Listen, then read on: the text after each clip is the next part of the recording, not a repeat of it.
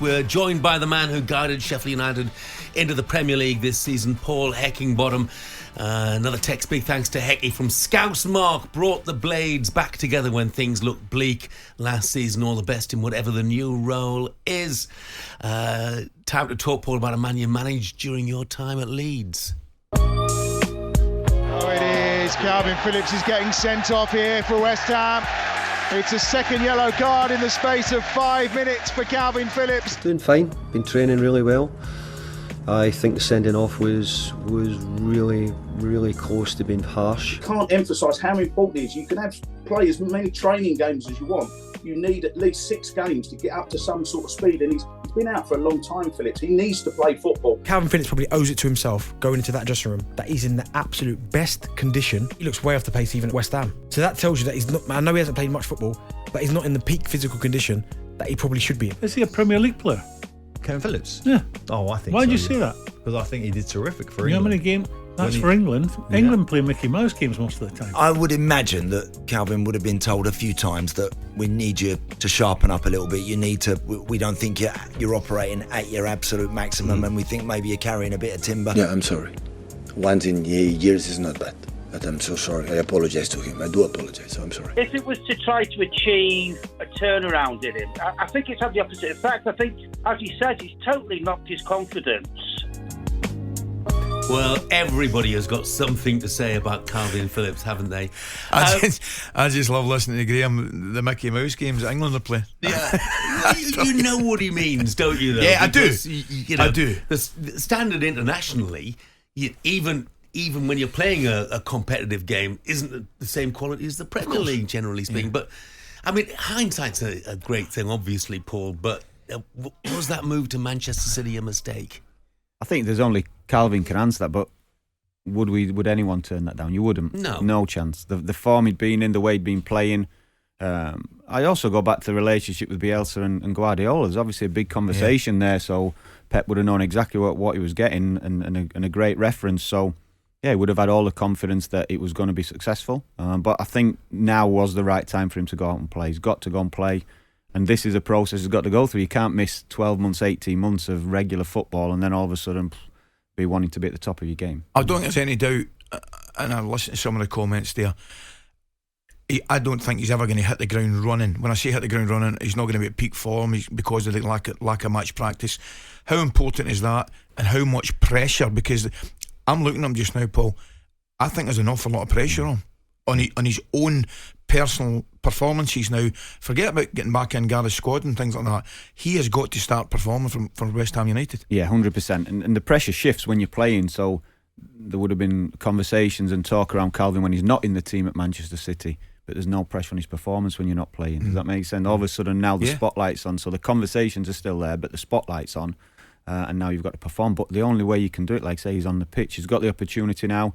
Couple of little things gone against him already at West Ham, like the sending off. He's got to turn that round, get fit, get in the team, work with David. They've got a real clear way that they want to play West Ham, and then he's got to learn that, and only he can get himself through this process. What's he like as a lad? I mean, is he somebody? Lad, yeah. Is he a great lad? Yeah. I get that.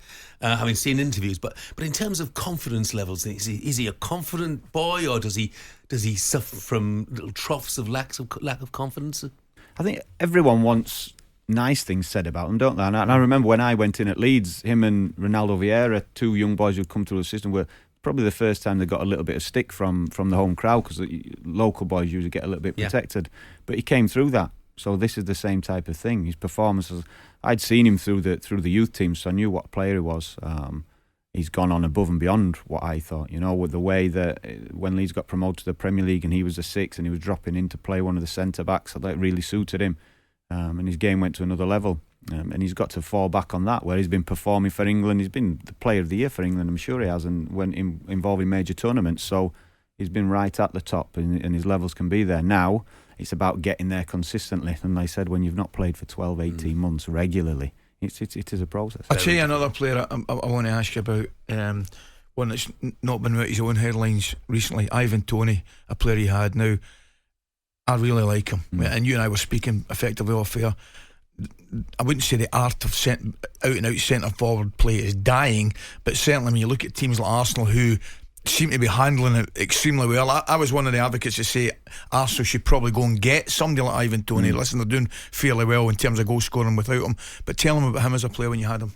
Yeah, so he came one of his loans into League One, and we had some strikers doing really well. Marley Watkins was doing well, now Sam Winnell, Ashley Fletcher we had on loan as well, doing really well. So real competition, and we got in a settled way when we're winning games, and Ivan became a real strong substitute for us. And then he went out on loan again, a couple more loans, Scunthorpe, Peterborough. Then all of a sudden the cap fits, if you like. And I felt then, as someone, when you've worked with players, you always tend to follow them and what they do.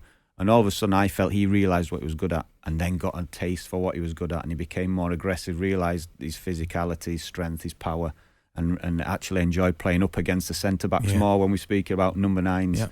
And knowing that he could really dominate a game that way. Then the goals come, and then it's like a self-fulfilling thing, and he just kept becoming better and better and better at that. Could he be Gareth's number 2 to Harry Kane?